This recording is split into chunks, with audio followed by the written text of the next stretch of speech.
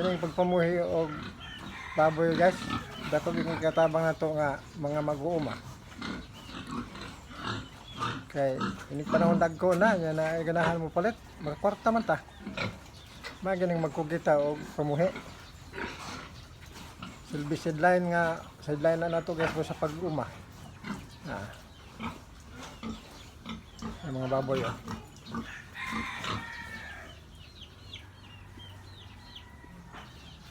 Hago lang maghapon ni baboy kuanon guys, buhion.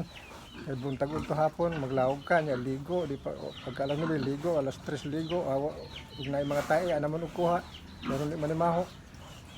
Pero kay di punta maghago guys, wa mo tay mahimo. Di man ta kwarta, di man mo nang maghago ta kay mobalos mo sa makartahan man na. Salamat guys sa inyong pagtanaw, salamat.